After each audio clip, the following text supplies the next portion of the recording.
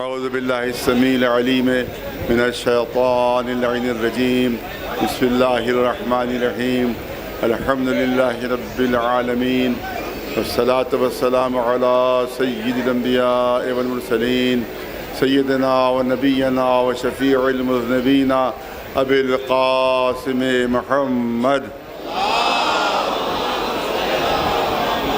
وأهل بيته الطيبين الطاهرين المعصومين أما بعد فقد قال رسول الله صلى الله عليه وآله وسلم حسين مني وأنا من الحسين أبغض الله من أبغض حسينا وأحب الله من أحب حسينا صلوات بھیجے پر محمد وآل محمد. اس دور افتادہ کربلا میں جو تقریباً 100 سال سے ویران تھی، اللہ کا شکر ہے کہ مومنین کی توجہ ہوئی اور یہاں کے اوپر آپ اتنی بڑی تعداد میں یہاں تشریف لے آئے کہ بالکل منظر ایسا لگ رہا ہے کہ جیسا تال کٹوری کربلا کا منظر. ماشاءاللہ اتنا ہی مجمع ہے جتنا تال کٹوری کربلا میں مجمع ہوتا ہے، اور جبکہ یہاں سے تقریباً 35 میل کا فاصلہ ہے. اور میں نے دیکھا کہ بہت سے ہمارے جوان اور بچے اور عورتیں مشی کر رہی تھیں اور پیدل آئی ہیں. وہاں لکھنؤ سے 35-40 کلومیٹر یہاں بہت سے بچے جوان اور خواتین پیدل آئی ہیں اور ننگے پیر آئی ہیں. دیکھا میں تو بالکل وہی نجف و کربلا کا منظر جو اس وقت وہاں منظر ہے، وہی منظر یہاں بھی دہرایا جا رہا ہے. اور ہمیں اللہ کا اور مولا کا شکر ادا کرنے کا چاہیے، شکریہ کہ یہ دوبارہ آباد ہو رہی ہے یہ کربلا، اور انشاءاللہ اس کی تعمیر نو ہوگی. اللہ نے چاہا، مولا نے چاہا تو انشاءاللہ ان کی بالکل تعمیر نو ہوگی. اور یہ جو قدیم بالکل آپ کو ایک خرابے کی صورت میں، کھنڈر کی صورت میں جو کربلا نظر آ رہی ہے، انشاءاللہ بالکل نئی کربلا آپ کے سامنے آئے گی انشاءاللہ. اللہ نے چاہا اور کہ حبیب نے اور مولا نے مدد کی تو انشاءاللہ بالکل نئی کربلا، کیونکہ اس کی کوشش یہ ہو رہی تھی کہ اس کو مٹا دیا جائے، ختم کر دیا جائے. آپ نے دیکھا ہوگا کہ جو مینار ہے ان کو کھودا گیا نیچے سے تاکہ وہ مینار گر جائیں اور کربلا کی حیثیت ہی ختم ہو جائے. لیکن اللہ کا شکر ہے کہ سب مومنین کو ادھر، علماء کو ادھر توجہ ہوئی اور آپ حضرات یہاں کے اوپر تشریف لائے. انشاءاللہ اس کی دوبارہ تعمیر ہوگی اور پھر دوبارہ نئی صورت میں کربلا انشاءاللہ بنے گی. یہاں کے جو چیئرمین صاحب ہیں ان کا بھی ہم لوگ شکریہ ادا کرتے ہیں کہ انہوں نے بہت زیادہ تعاون کیا. یہاں کی جو پردھان خاتون ہیں انہوں نے بہت زیادہ تعاون کیا اور مدد کی ہماری. اور اسی طرح سے یہاں کا پولیس پرشاسن جو ہے اس نے بھی ہماری بھرپور مدد و تعاون کیا. اس سب کا ہم شکریہ ادا کرتے ہیں. اور آپ کا تو شکریہ ہم ادا ہی نہیں کر سکتے، کیونکہ آپ کا شکریہ تو ماں ادا کرے گی کہ جس کے لال کے لیے آپ یہاں پر آئے اتنی دور سے اور جمع ہوئے. تو ماں فاطمہ زہرا آپ کا شکریہ ادا کریں گی. ہمیں حق حاصل نہیں کہ ہم آپ کا شکریہ ادا کریں. ظاہر ہے کہ ماشاءاللہ انجمنوں کی بہت کثیر تعداد ہے، لہٰذا میری گزارش ہے کہ مجلس طویل نہیں ہوگی، مختصر ہوگی. مجلس کے بعد اس کے بعد جہاں جس انجمن کو جگہ ملے وہاں کے اوپر وہ ماتم اپنا شروع کرے. اور نظر مولا کا بھی اہتمام ہے، کیونکہ ہمیں اندازہ نہیں تھا کہ ماشاءاللہ اتنا بڑا مجمع ہو جائے گا. لہذا بہرحال انتظام تھوڑا بہت ہے، جتنا انتظام ہو سکا ہے وہ اس میں آپ حضرات نظر مولا بھی آپ حضرات نوش فرمائیں. اور اس کے بعد یہاں پورا ماتم کا سلسلہ انشاءاللہ شام تک جاری رہے گا. روشنی کا انتظام بھی کیا گیا ہے کہ اگر یہاں پہ تھوڑا دیر ہو جائے، تاخیر ہو جائے اور شب ہو جائے تو شب کے لیے بھی روشنی کا انتظام ہے، بسوں کا انتظار الحمدللہ ہے. تو لہٰذا شام تک آپ حضرات یہاں ماتم کر سکتے ہیں. ایک صلوات بھیجے پر محمد و آل محمد. جس حدیث شریف کو عنوان بیان قرار دیا ہے وہ تو ہمارے شیعہ بھائی تو مسلسل سنتے رہتے ہیں، مسلسل اس پر گفتگو ہوتی رہتی ہے. لیکن کیونکہ یہاں کے اوپر بہت بڑی تعداد میں اہل سنت حضرات بھی ہیں، ہمارے سنی بھائی بھی، انہیں بڑی مدد کی ہے. آپ نے دیکھا ہوگا تصویر کہ سنی بھائی کے ان کے چھوٹے چھوٹے بچے کربلا کا فرش صاف کر رہے تھے، کربلا میں جھاڑو دے رہے تھے، فرش صاف کر رہے تھے. سب سنی تھے، سب اہل سنت تھے. تو انہوں نے بھی بڑی یہاں کے اوپر ہمارا تعاون بڑی مدد کی ہے. لہٰذا اسی مناسبت سے میں حضور سرور کائنات محمد مصطفیٰ صلی اللہ علیہ وسلم کی وہ حدیث پیش کی ہے، ان کا قول پیش کیا ہے کہ جو رسول اللہ نے امام حسین علیہ السلام کے سلسلے میں ارشاد فرمائی ہے. اور یہ حدیث ایسی ہے جو تمام شیعہ سنی کتابوں میں ہے. میں 2-3 کتابوں کے حوالے دے دوں کہ صحیح ترمذی شریف کہ جس طرح سے صحیح مسلم ہے، صحیح بخاری شریف ہے، اسی طرح سے صحیح ستہ وہ جو 6 صحیح کتابیں مانی جاتی ہیں اس میں صحیح ترمذی شریف بھی ہے، اس میں یہ حدیث موجود ہے۔ اسی طرح سے مسند امام احمد ابن حنبل کے لاکھوں لوگ آج ان کے ماننے والے ہیں، خاص طور سے سعودی عرب کا جو سرکاری مسلک ہے وہی امام احمد ابن حنبل والا مسلک ہے۔ ان کی کتاب ہے مسند امام احمد ابن حنبل۔ کوئی بھی اپنے مولوی سے، اپنے عالم سے جا کر پوچھ سکتا ہے کہ میں بات صحیح کہہ رہا ہوں کہ غلط کہہ رہا ہوں۔ ان کی مسند میں بھی جس میں ان کا دعویٰ ہے کہ میں نے اس اپنی کتاب میں سب صحیح حدیثیں لکھی ہیں، اس میں بھی یہ حدیث شامل ہے، اور اس میں بھی حدیث تحریر فرمائی ہے کہ رسول نے ارشاد فرمایا کہ حسین میرا مجھ سے ہے اور میں حسین سے ہوں، اور میں حسین سے ہوں۔ اور اس کے بعد رسول اللہ نے دعا مانگی ہے، پالنے والے احب اللہ من احب حسینہ، پالنے والے اسے دوست رکھنا جو حسین کو دوست رکھے، اسے محبوب رکھنا جو حسین کو محبوب رکھے۔ وَأَبْغَضَ اللَّهُ مَنْ أَبْغَضَ حُسَيْنًا، پالنے والے اسے دشمن رکھنا جو حسین کو دشمن رکھے، اسے دشمن رکھنا جو حسین کو دشمن رکھے۔ یہ حدیث ظاہر ہے کہ آپ تو سنتے ہی رہتے مسلسل، میں نے اس کو اہل سنت حضرات کے لیے پیش کیا ہے اس حدیث کو، کہ جس میں رسول اللہ ارشاد فرما رہے ہیں کہ حسین مجھ سے ہے اور میں حسین سے ہوں۔ یہاں پر یہ بات کہی جاتی ہے کبھی کبھی کہ صاحب جس طرح سے ایک باپ اپنے بچے کو بہلانے کے لیے کچھ باتیں کہہ دیتا ہے جس کا کوئی مطلب اور معنی نہیں ہوتے، جس طرح سے ایک دادا کی گود میں ایک ان کا پوتا بیٹھا ہوا ہو، اس کو بہلانے کے لیے پتہ نہیں کتنے جملے وہ کہہ دیتا ہے کہ بھئی آسمان سے تمہارے لیے ستارے لے کر آ جاؤں گا، اور آسمان سے تمہارے لیے چاند لے کر آ جاؤں گا۔ تو ظاہر ہے کہ ہر ایک اس کے معنی تھوڑے بیان کرتا ہے کہ واقعی چاند لے آئے گا، وہ واقعی ستارے لے آئے گا۔ بچے کے بہلانے کے لیے ایسی باتیں ہوا کرتی ہیں۔ نانا کی گود میں اگر ننھا سا نواسا بیٹھا ہو تو اس کو بہلانے کے لیے پتہ نہیں کتنی نانا باتیں کرتا ہے۔ اسی طرح سے رسول اللہ نے بھی بچے کو بہلانے کے لیے جملہ کہہ دیا تھا جس کی کوئی معنی نہیں، کوئی مطلب نہیں، کوئی مفہوم نہیں ہے، کوئی مقصد نہیں ہے، کیونکہ پہلے جز کے تو معنی نکل رہے ہیں کہ حسین مجھ سے ہے، حسین مجھ سے ہے، کیونکہ اگر نانا نہ ہو تو نواسا نہیں ہو سکتا، لہذا یہ بات تو بالکل سامنے کی ہے۔ لیکن اب جو دوسرا جز کہا، دوسرا ٹکڑا رسول اللہ نے فرمایا کہ میں حسین سے ہوں، اب اس کے کیونکہ کوئی معنی نہیں ہے، اس کا کوئی مطلب نہیں نکل رہا ہے، کوئی مفہوم نہیں نکل سکتا۔ یہ ایک نانا اپنے نواسے کے لیے کہے کہ میں نواسے سے ہوں، تو یہ بات تو کوئی سمجھ میں نہیں آتی۔ لہذا اس کا مطلب یہ ہے کہ رسول اللہ نے اپنے یوں ہی بہلانے کے لیے ایک ایسا جملہ کہہ دیا جو صرف محبت میں کہا گیا ہے، جس کے کوئی معنی اور مقصد نہیں ہے۔ یہ بات کہی جاتی ہے، جو میں آپ کے سامنے دہرا رہا ہوں، یہ بات کہی جاتی ہے۔ میں چاہتا ہوں اس کا جواب دیا جائے، اور جواب ایسا ہو کہ بات بچے بھی سمجھ سکیں، جوان بھی سمجھ سکیں۔ آپ دیکھیں کہ ایک تو بات یہ ہے کہ حسین مجھ سے ہے، یہ تو ظاہر ہے بالکل۔ اب امام حسین کے لیے یہ کیوں کہا رسول اللہ نے کہ میں حسین سے ہوں، میں حسین سے ہوں، میں حسین سے ہوں؟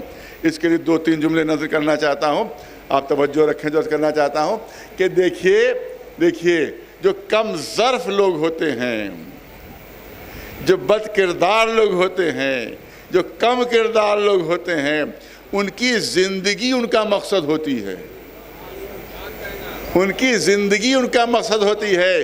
بس زندہ رہیں، سانس لیتے رہیں، پیٹ بھرتا رہے، بس چاہے ذلت سے بھرے چاہے عزت سے بھرے، چاہے کتنے ہی ذلیل کیوں نہ ہو جائیں، چاہے کتنے ہی رسوا کیوں نہ ہو جائیں، مگر پیٹ بھرتا رہے، زندگی رہے، سانسیں آتی جاتی رہیں۔ یہ کم ظرف لوگ ہیں کہ چاہے کیسی بے عزتی زندگی ہو مگر پیٹ بھرتا رہے، چاہے بے ایمانی سے بھرے، چاہے دھوکہ دے کے بھرے، چاہے اوقاف بیچ کے بھرے، مگر پیٹ کا جہنم بھرتا رہے۔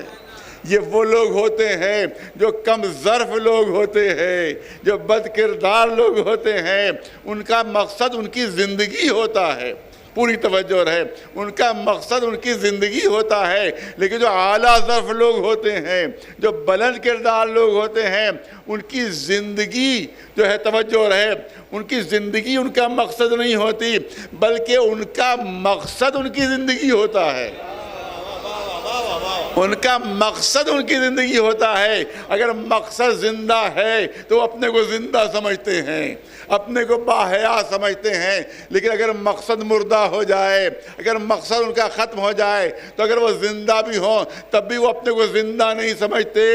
اس کا مطلب یہ ہے حقیقی زندگی مقصد کی زندگی ہے. مقصد اگر موجود ہے تو انسان اپنے کو زندہ سمجھتا ہے. اسی لیے امام حسین کے لیے رسول اللہ نے یہ محبت پہ جملہ نہیں کہا ہے. ارے توجہ رہے, ایک نانا نے نواسے کی محبت پہ جملہ نہیں کہا ہے, بلکہ مستقبل کے آئینے میں حسین کا کردار دیکھ کر رسول نے سند دی ہے.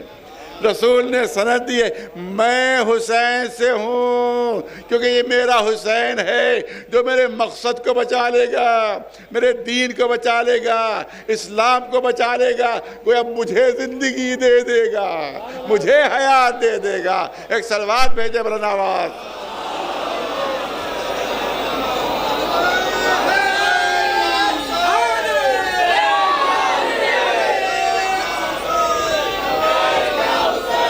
لبیک یا حسین, لبیک یا حسین, لبیک یا حسین, لبیک یا حسین. تو کیونکہ امام حسین علیہ السلام نے کربلا میں اپنے قربانی کے ذریعے سے مقصد رسالت کو بچایا, مقصد رسالت کو زندگی عطا کر دی, لہذا رسول نے سند دے دی کہ میں حسین سے ہوں, میں حسین سے ہوں. میں توجہ چاہوں گا, میں نے کہا بات ایسی ہو جو بچے بھی سمجھ سکیں.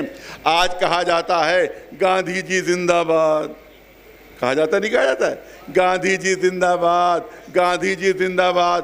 ارے گاندھی ہے ہی کہاں, گاندھی کہاں موجود ہیں جو کہا جاتا ہے گاندھی جی زندہ باد, گاندھی جی زندہ باد. پوری توجہ رہے, اسی سے بات مکمل ہوگی اور سمجھ میں آئے گی. گاندھی جی زندہ باد کہا جاتا ہے جبکہ گاندھی دنیا سے رخصت ہو چکے ہیں, جبکہ گاندھی جی دنیا سے جا چکے ہیں. اس کے بعد بھی کہا جاتا ہے گاندھی زندہ باد. کہ زندہ باد کیوں کہہ رہے ہو؟ کیونکہ وہ کہے گے کہ انہیں نے جو کارنامہ انجام دیا ہے وہ زندہ ہے,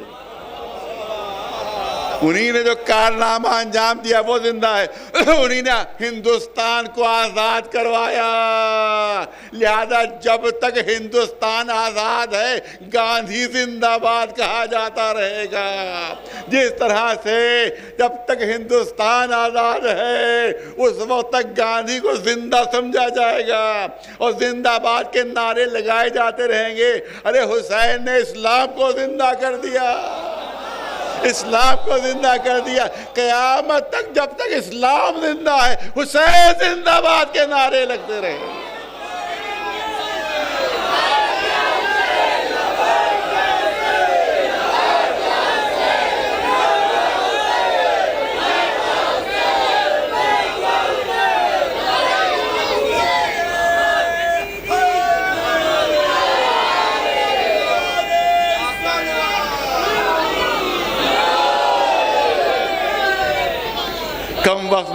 کم وقت میں اپنی بات کو مکمل کرنا ہے, تو اس کا مطلب یہ ہے کہ آج بھی امام حسین زندہ ہیں, قیامت تک حسین زندہ رہیں گے, کیونکہ اسلام زندہ ہے, دین زندہ ہے, شریعت زندہ ہے.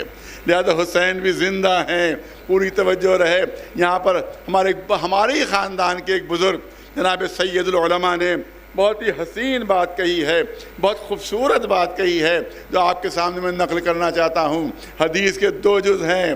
پہلا جز یہ ہے کہ حسین مجھ سے ہے, اور دوسرا جز یہ ہے کہ میں حسین سے ہوں, میں حسین سے ہوں. اب ان کے جملے سنیے.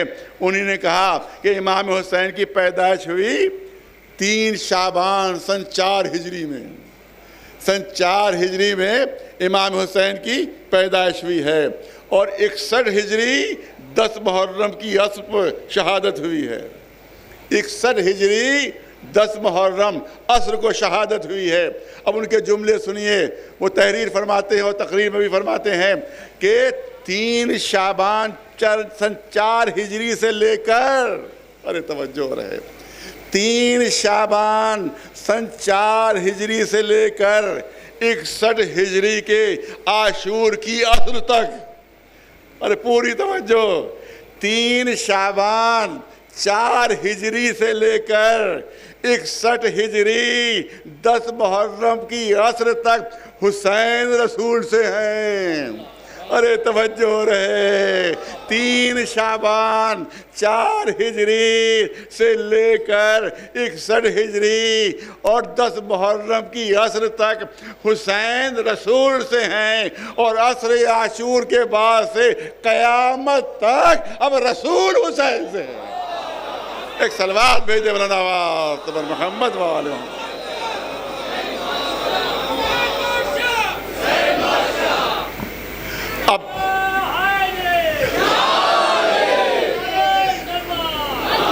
اب وہ بات میں عرض کرنا چاہتا ہوں کہ جو میں نے فرام آپ کی مجلس میں 3-4 سال پہلے عرض کی تھی، وہ یہاں پر عرض کرنا چاہتا ہوں کہ 2 چیزیں آپ نے بہت سنی ہوں گی، 2 لفظیں بہت سنی ہوں گی، ایک حسب ہے اور ایک نسب ہے۔ کفر باب 3 یا 4 سال پہلے میں نے پڑھا تھا کہ ایک چیز نسب ہے اور ایک چیز حسب ہے۔ جب بھی کسی شادی کا موقع آتا ہے تو بزرگ کہتے ہیں کہ بھئی جہاں رشتہ دے رہے ہو اور کہ حسب نسب بھی معلوم کر لیا ہے، جہاں رشتہ دے رہے ہو وہاں حسب نسب بھی معلوم کر لیا ہے۔ میں معذرت کے ساتھ کہنا چاہتا ہوں کہ 99% لوگوں کو نہیں معلوم کہ حسب اور نسب میں فرق کیا ہے۔ علماء کی بات نہیں ہو رہی ہے، بہت بزرگوں کی بات نہیں ہو رہی ہے، لیکن میں تو سمجھتا ہوں 99% لوگوں کو نہیں معلوم کہ حسب میں اور نسب میں فرق کیا ہے۔ حالانکہ کہتے سب ہیں دا حسب و نسب معلوم کر لینا، دا حسب نسب دیکھ لینا تب رشتہ کرنا، سب کہتے ہیں، لیکن اکثر کو نہیں معلوم ہے کہ حسب کیا چیز ہے اور نسب کیا چیز ہے۔ نسب اس کو کہتے ہیں جو باپ دادا سے ملے، وہ نسب ہے، وہ نسب ہے۔ باپ فرض کیے کہ کہیں بہت بڑے پروفیسر تھے ان کا بیٹا، تو باپ کا پروفیسر ہونا یہ نسب ہے۔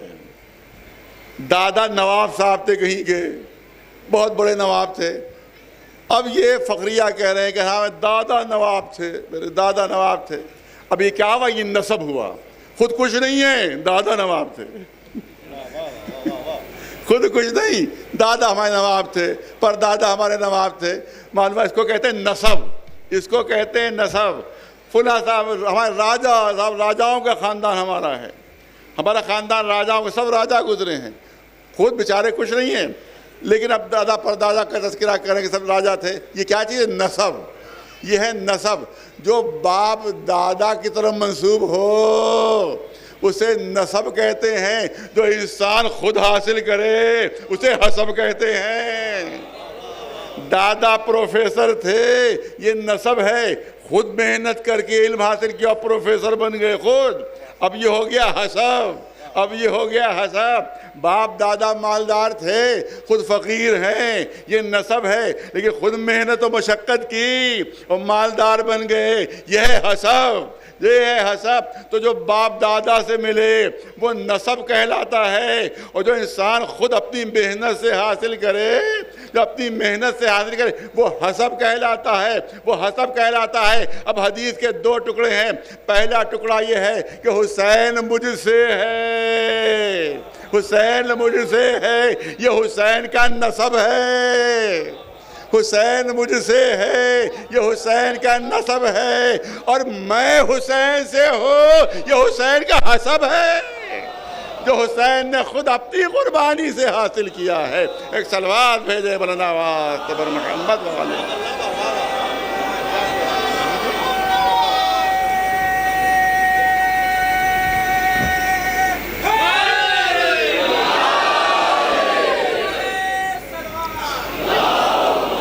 اور بس آخری جملے عرض کرنا چاہتا ہوں، حدیث کے جو دوسرا ٹکڑا ہے اس کے سلسلے میں ایک 5 منٹ لینا ہے حضرات، کس سے زیادہ نہیں، وہ بہت اہم بات ہے۔ رسول اللہ نے دعا مانگی کہ احب اللہ من احب حسینہ۔ میں نے کہا صحیح ترمذی شریف میں جس طرح سے صحیح بخاری شریف ہے، اپنے اگر اہل سنت حضرات کوئی بھی بھائی یہاں ہو اپنے کسی بھی عالم سے پوچھ سکتا ہے کہ صحیح ترمذی شریف کا کیا مرتبہ ہے کتابوں میں، جس طرح سے صحیح بخاری شریف ہے، صحیح مسلم شریف ہے، اسی طرح سے اسی رتبے کی کتاب ہے صحیح ترمذی شریف۔ اس کے اندر یہ حدیث موجود ہے جو میں آپ کے سامنے پیش کر رہا ہوں کہ رسول اللہ نے دعا مانگی کہ پالنے والے اسے محبوب رکھنا جو حسین کو محبوب رکھے۔ اے اللہ، اللہ سے دعا کر رہے ہیں، اے اللہ اسے محبوب رکھنا جو حسین کو محبوب رکھے۔ اور دوسرا دعا کا جز یہ ہے کہ اے اللہ اسے دشمن رکھنا جو حسین کو دشمن رکھے۔ اب میں تمام مسلمانوں سے پوچھنا چاہتا ہوں، مجھے یہ بتایا جائے کہ رسول اللہ کی یہ دعا قبول ہوئی کہ نہیں ہوئی؟ دعا ہے، دعا ہے، دعا ہے۔ رسول اللہ کی دعا قبول ہوئی یا نہیں ہوئی؟ ہے کسی مسلمان میں ہمت کہ محبوب خدا نے دعا مانگی ہو اور اللہ نے قبول نہ کی ہو، رد کر دی ہو؟ ہے کسی مسلمان میں ہمت جو یہ بات کہہ سکے ارے جس کے لیے اللہ خود تمنا کر رہا ہے اے میرے محبوب مجھ سے دعا مانگیے، اے میرے حبیب مجھ سے دعا مانگیے، جس کے لیے خود اللہ تمنا کر رہا ہو کہ اے میرے حبیب مجھ سے دعا مانگیے، اگر وہ کوئی دعا مانگے تو کیا وہ دعا قبول نہ ہوگی؟ تو یہ کیا مطلب یہ ہے کہ رسول کی دعا قبول ہوئی؟ جب دعا مانگی تو قبول ہوئی، تو اب دعا کیا ہے؟ پالنے والے اسے محبوب رکھنا جو حسین کو محبوب رکھے۔ تو اب حسین کا چاہنے والا صرف حسین کا چاہنے والا نہیں ہے بلکہ اللہ کا محبوب بھی ہے، وہ اللہ کا محبوب بھی ہے، وہ اللہ کا پسندیدہ بندہ ہے جو حسین سے محبت کرتا ہے، جو امام حسین سے محبت کرتا ہے، رسول اللہ کی دعا کی روح سے وہ اللہ کا محبوب ہے، وہ شخص اللہ کا محبوب ہے۔ اور دوسرا ٹکڑا کیا ہے؟ پالنے والے اسے دشمن رکھنا جو حسین کو دشمن رکھے۔ اب یا تو کہہ دو کہ رسول کی دعا قبول نہیں ہوئی، اور اگر یہ نہیں کہہ سکتے تو جب ماننا پڑا کہ رسول کی دعا قبول ہوئی تو رزلٹ کیا نکلا کہ جب امام حسین کا دشمن ہے وہ صرف حسین کا دشمن نہیں ہے، اللہ کا دشمن ہے، اللہ کا دشمن ہے۔ اب سنیے جملے جو عرض کرنا چاہتا ہوں، یہ بات بڑے شد و مت سے کہی جاتی ہے کہ ارے صاحب ہاں مانتے ہیں کہ یزید بڑا گناہ گار تھا، ارے مانتے ہیں بڑی اس نے خطا کی، مگر اللہ بھی تو ارحم الراحمین ہے، اللہ بھی تو بڑا رحم کرنے والا ہے، ہو سکتا ہے اللہ یزید کو معاف کر دے کیونکہ اللہ ارحم الراحمین ہے۔ اب کوئی مسلمان انکار نہیں کر سکتا اللہ کے ارحم الراحمین ہونے سے، لہذا سر جھکا کے ماننا پڑ جائے گا کہ ہاں بھائی وہ تو ارحم الراحمین ہے، یزید بڑا گناہ گار، ہو سکتا ہے اللہ معاف کر دے، ہو سکتا ہے اللہ معاف کر دے۔ لیکن میں چاہتا ہوں کہ آپ تک بات پہنچے، رسول نے دعا کی پالنے والے اسے دشمن رکھنا جو حسین کو دشمن رکھے۔ اس کا مطلب یہ ہے کہ حسین کا دشمن صرف حسین کا دشمن نہیں ہے، اللہ کا دشمن ہے، اللہ کا دشمن ہے۔ تو یزید صرف حسین کا دشمن نہیں ہے بلکہ اللہ کا دشمن۔ یا تو کہہ دو رسول کی دعا قبول نہیں ہوئی، ارے توجہ رہے، اور اگر قبول ہے تو یزید اللہ کا دشمن ہوا۔ سنیں جہاں جہاں تک آواز جا رہی ہے، یزید اللہ کا دشمن ہوا۔ اب جو کہتے ہو کہ اللہ ارحم الراحمین ہے، ہو سکتا ہے یزید کو معاف کر دے، برا نہ کہیے، یزید پر لعنت نہ بھیجیے۔ تو میں کہوں گا جب اللہ کا دشمن ہوتے ہوئے یزید معاف ہو سکتا ہے، اس پر لعنت نہ بھیجیے، تو بھی اب اللہ کے کسی دشمن پر بھی لعنت نہ بھیجیے گا۔ اللہ کے کسی دشمن کو بھی برا نہ کہیے گا، اللہ ارحم الراحمین ہے۔ ارے آپ ہی کا جملہ دہرا رہا ہوں جو کہتے ہیں اللہ ارحم الراحمین ہے، میں بھی یہی کہتا ہوں کہ اللہ ارحم الراحمین ہے۔ اور فرعون کو برا نہ کہیے گا، اللہ ارحم الراحمین ہے، ہو سکتا ہے فرعون کو معاف کر دے۔ اب نمرود کو برا نہ کہیے گا، اللہ ارحم الراحمین ہے، ہو سکتا ہے معاف کر دے۔ اب شداد کو برا نہ کہیے گا، اللہ ارحم الراحمین ہے، ہو سکتا ہے معاف کر دے۔ اب ابو لہب کو برا نہ کہیے،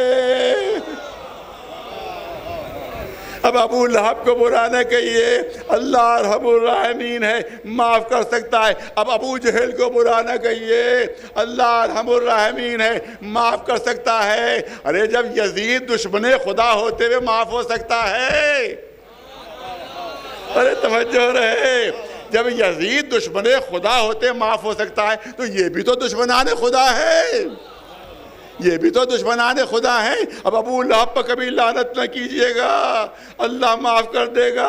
ابو جہل پر کبھی لعنت نہ کیجئے گا، اللہ معاف کر دے گا۔ فرعون کو کبھی برا نہ کہیے، اللہ ہو سکتا ہے معاف کر دے۔ نمرود کو برا نہ کہیے، اللہ ہو سکتا ہے معاف کر دے۔ ایک شے کا نام رہ گیا، ایک دشمن خدا کا نام رہ گیا۔ ابھی کبھی شیطان پر بھی لعنت نہ کیجئے۔ اللہ ارحم الراحمین ہے، ہو سکتا ہے شیطان کو معاف کر دے، مگر ہر مسلمان چیخ کر کہے گا یہ سب دشمنان خدا ہیں، ان کو اللہ معاف نہیں کر سکتا۔ جب شیطان معاف نہیں ہو سکتا تو یزید بھی دشمن خدا ہے، وہ بھی معاف نہیں ہو سکتا۔ صلوات بھیجے بلند آواز محمد والے۔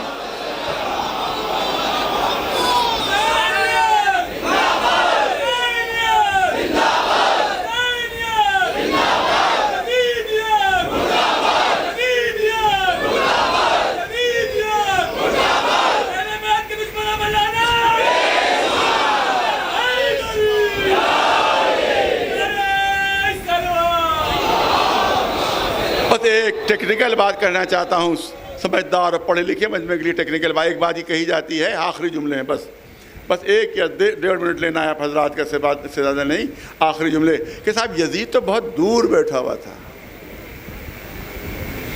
یزید تو شام میں تھا، شہادت ہوئی کربلا میں، آپ یزید کو کیوں برا کہتے ہیں؟ کہ برا کہنا ہے تو شمر کو کہیے، اگر برا کہنا ہے تو حربلہ کو کہیے، برا کہنا ہے تو ہمارے ساتھ کو کہیے، برا کہنا ہے تو ابن زیاد کو کہیے جو کوفے میں بیٹھا ہوا تھا قریبی میں، ان کو برا کہیے۔ وہ تو 2000 میل دور بیٹھا ہوا، اس کو آپ برا کیوں کہہ رہے ہیں؟ اس کو آپ برا کیوں کہہ رہے ہیں؟ یہی بات آج بھی کہی جا رہی ہے، یزید کی حمایت میں یہ بات آج بھی کہی جا رہی ہے۔ جو بل پاس ہو رہا ہے وہاں پر، اگرچہ پریسیڈنٹ صاحب نے اس کو بھی واپس کر دیا ہے، لیکن بہرحال اسمبلی تو پاس کر دیا تھا، پارلیمنٹ نے تو پاس کر ہی دیا تھا اسے، لیکن اس کا خطرہ موجود ہے اب بھی، لہذا وہاں بھی یہی کہا گیا تھا کہ بھئی یزید کو برا نہیں کہا جا سکتا، کیونکہ یزید تو قتل امام حسین میں شریک ہی نہیں تھا، وہ تو شریک ہی نہیں تھا، لہذا یزید کو برا نہ کہیے۔ جب ہمارا پورا محرم ختم کرنے کی سازش ہو رہی ہے، جو پورا یزید کے خلاف ہوتا ہے، اس کے ختم کرنے کی سازش ہے یہ کہ صاحب یزید کو برا نہ کہیے، تو آپ مجھے بتائیے اس کے بعد ہم جواب نہیں دیں گے، بس آخری جملے، ہم جواب نہیں دیں گے۔ ایک سنی عالم نے جواب دیا ہے، وہ پیش کروں گا میں۔ ایک سنی عالم نے جواب دیا ہے، شاہ احمد نظامی، یہ جو نظام الدین اولیاء کی درگاہ دہلی میں ہے، اس کے سجادہ نشین تھے شاہ احمد نظامی، انہی نے یہ جملہ کہا، انہی نے جواب دیا، میں آپ کے سامنے پیش کرنا چاہتا ہوں۔ ایک شخص ان کے پاس آیا، ان سے یہی جملے کہے کہ یزید تو اتنی دور بیٹھا ہوا تھا، اس کو کیوں برا کہا جاتا ہے، اس پر کیوں لعنت بھیجی جاتی ہے؟ لعنت بھیجیے تو آپ شمر پر بھیجیے، آپ لعنت بھیجیے تو سنان پر، حنبلہ پر، ابن زیاد پر، وہ تو اتنی دور بیٹھا ہوا تھا، اس پر کیوں لعنت بھیجی جاتی ہے؟ اب اہل سنت عالم احمد نظامی صاحب ان کا جملہ سنیے، انہوں نے کہا کہ اے شخص تیری عقل تو کتے سے بدتر لگ رہی ہے۔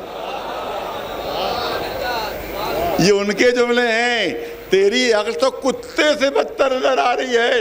اس نے بگڑ کر کہا، ارے صاحب میرا سوال کچھ جواب آپ کا کچھ، میں کہہ رہا ہوں کہ یزید کو برا نہ کہیے، وہ تو بہت دور بیٹھا ہوا تھا، آپ کہہ رہے تمہاری عقل تو کتے سے بھی بدتر ہے، یہ کیوں آپ نے کہہ دیا؟ کہ دیکھ اگر کوئی کتے پر ڈھیلا مارتا ہے، کوئی کتے پر ڈھیلا مارتا ہے تو کتا ڈھیلے کی طرف نہیں دوڑتا ہے، اس ہاتھ کی طرف دوڑتا ہے کہ جس نے ڈھیلا مارا۔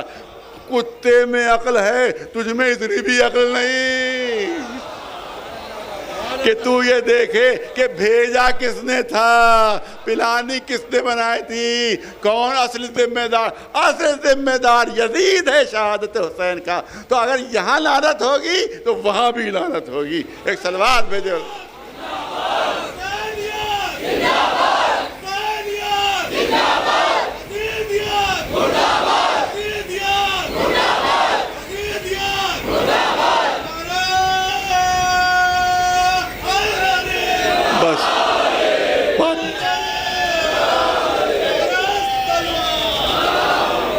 مکمل ہو گئی، بات مکمل ہو گئی۔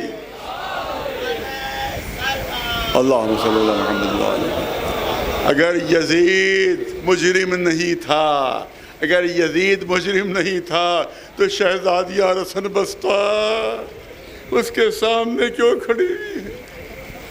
جناب زینب سر پر چادر نہیں، جناب ام کلثوم بازوؤں میں رسیاں بندھی ہوئی، بیویاں بے چادر رسن بستہ دربار یزید میں کھڑی ہوئی، چوتھا امام عالم بیماری میں، ہاتھ میں ہتھکڑیاں ہیں، پیروں میں بیڑیاں، گلے میں توقے خاردار ہے۔ صرف یہی نہیں، ایک ننھی سی بچی بھی ہے جس کے گلے میں رسی بندھی ہوئی۔ ارے سال بھر تک قید خانے میں رکھا۔ عزاداروں، اگر یزید کا پلان نہیں تھا تو اہل حرم کو قید کیوں کر رہا ہے؟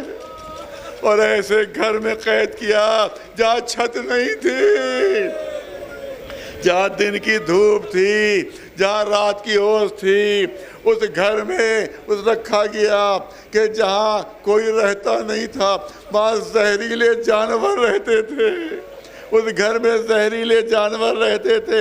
روایت کہتی ہے کہ جب یزید نے فیصلہ کیا کہ اہل حرم کو اور بچوں کو اس گھر میں رکھا جائے گا، تو روایت کہتی ہے کہ سارے زہریلے جانور ایک جگہ جمع ہوئے اور آپس میں گفتگو ہوئی کہ ہمیں یہ پتہ چلا ہے کہ اہل بیت رسول اس گھر میں قید کیے جائیں گے۔ ہمیں یہ معلوم ہوا ہے کہ ان کے ساتھ ساتھ چھوٹے چھوٹے بچے بھی ہیں۔ ارے کہیں ایسا نہ ہو کہ بے خبری میں کسی بچے کو ہم سے اذیت پہنچ جائے، لہذا جب تک اہل بیت رہیں گے ہم اس گھر کو چھوڑے دیتے ہیں۔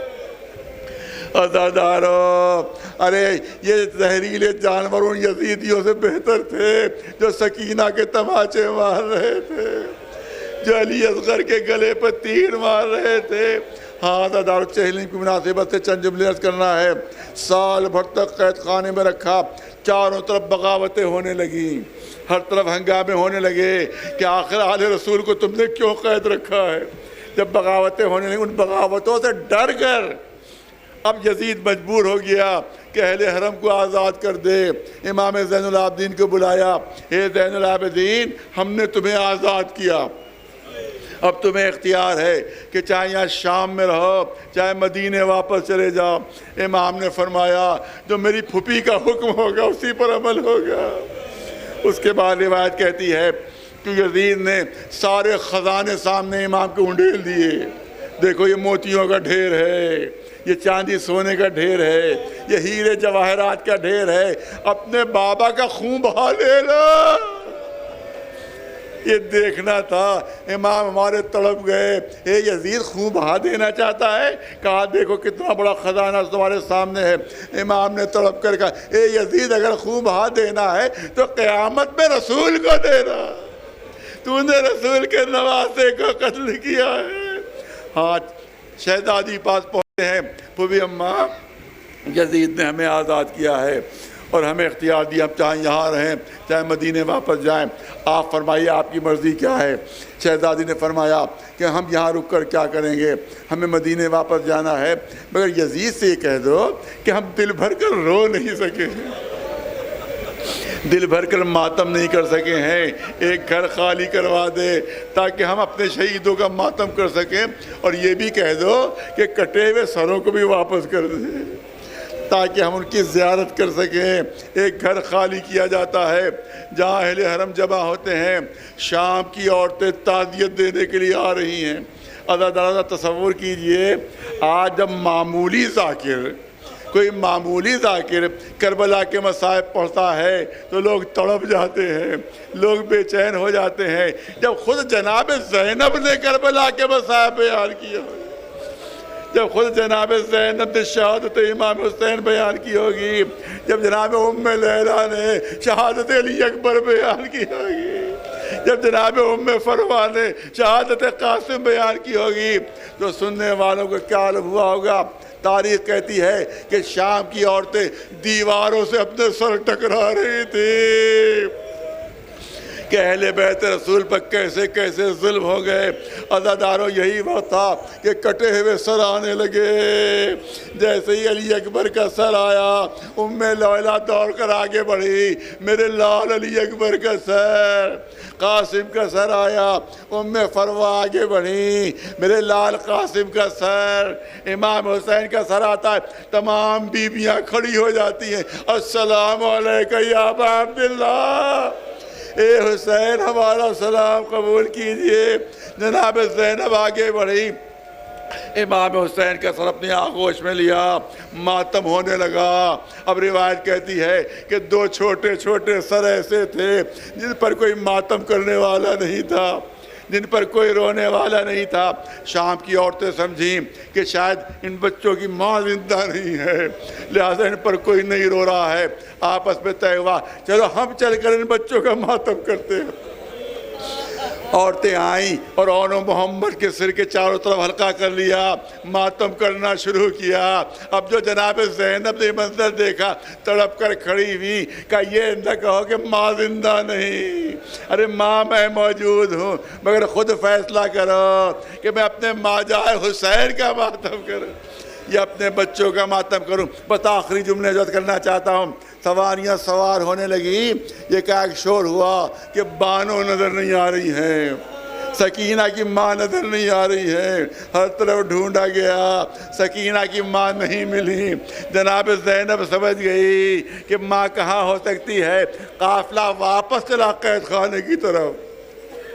بس دو تین جملے میں صاحب کے، قافلہ واپس چلا قید خانے کی طرف۔ اب جو جناب زینب قید خانے میں داخل ہوئی تو دیکھا ماں دونوں ہاتھوں سے قبر کو سمیٹے ہوئے، جس طرح سے کوئی ماں اپنے بچے کو گود میں لیتی، اس طرح سے قبر کو لیے ہوئے ماں فریاد کر رہی ہے۔ اے سکینہ تمہیں تو تھی جو رات کو اٹھ کر مدینے جانے کی ضد کرتی تھی، اے میری بچی اب قافلہ مدینے جانے کے لیے تیار ہے، اے سکینہ اٹھو، کہیں تم سوتی نہ رہ جاؤ اور قافلہ چلا جائے، اے سکینہ اٹھو۔ جناب زینب آگے بڑھی، ماں کو آہستہ سے سکینہ کی قبر سے جدا کیا۔ جب ماں نے دروازے کی طرف رخ کیا تو میرا دل کہتا ہے کہ قبر سکینہ سے آواز آئی ہوگی، اے اماں مدینے جانا مبارک ہو۔ لیکن جب نانا کے روضے پر پہنچنا تو نانا سے سکینہ کا سلام کہہ دینا اور نانا سے کہنا، وہی سکینہ جو راتوں کو اٹھ کر مدینے جانے کی ضد کرتی تھی، یہ حسرت دل میں لیے ہوئے قبر کے اندر سو رہی ہے۔ سکینہ قبر کے اندر آرام کر رہی ہے۔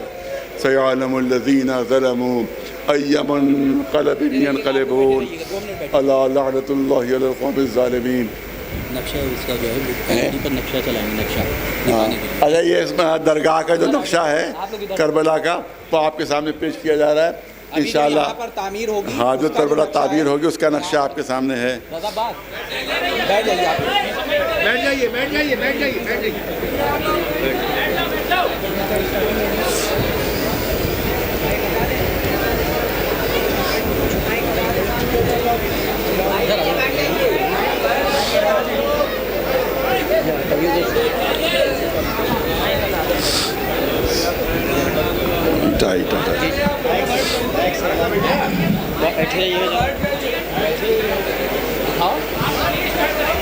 ہاں اسٹارٹ کرائیے،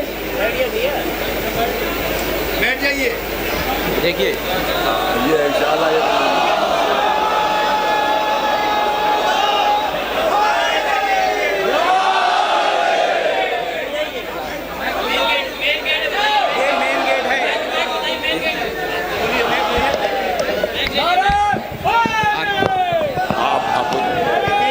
یہ مین گیٹ ہے، جو یہ انٹرنس آپ دیکھ رہے ہیں، یہ انٹرنس ہے۔ یہ اس طرف ہوگا، اس طرف، کیونکہ یہاں ہی سے مین روزے کا وہ ہے، مینارے وغیرہ ادھر ہی ہیں۔ اب آپ دوسرا دکھائیے، دوسرا۔ یہ اندر کا ہے، یہ آپ دیکھ سکتے ہیں، یہ اندر کا ہے۔ جو یہ سامنے کا روزہ دکھائی دے رہا ہے، یہ ہے۔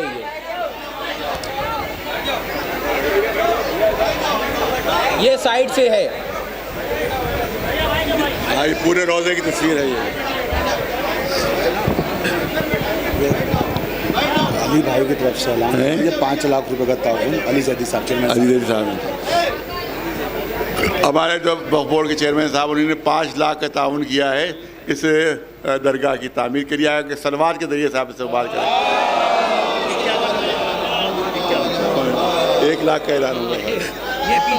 आप अपना कीजिए पहले, 1 लाख का ऐलान हुआ है।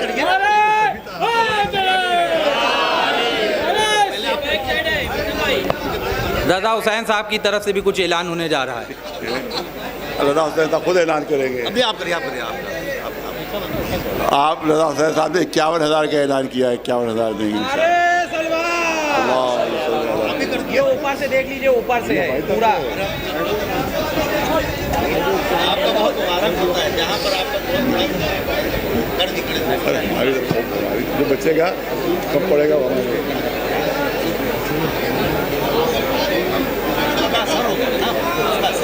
उसका बहुत असर आपके कहने रज़ा हुसैन साहब का इसरार है कि मैं भी ऐलान करूँ तो जो इंशाल्लाह कमी होगी वो हमारी तरफ से पूरी हो जाएगी। मोहम्मद वाले मोहम्मद। अब जो भी तमाम अंजुमनें तशरीफ़ लाई हैं उनसे ये गुजारिश है कि उनको जहाँ पर भी जगह मिल जाए वो वहाँ पर अपना नवाखानी सीना जनी करें, और जो अंजुमनें अलम लेकर आई हैं वो एक बार पूरे रोज़े का तवाफ़ ज़रूर करें। मोहम्मद वक़ार साहब की तरफ से 2 लाख का ऐलान है। मोहम्मद वाले मोहम्मद। हाँ, इधर वाला आप लोग आ सकते हैं और अलम यहीं पर सजा लीजिएगा और उसके बाद उसमें तवाफ़ कर लीजिएगा। और जो लोग जिस बस से आए हैं प्लीज़ वो लोग उसी बस में बैठें, चाहे वो औरतें हों चाहे अंजुमन के लोग हों। ठीक है।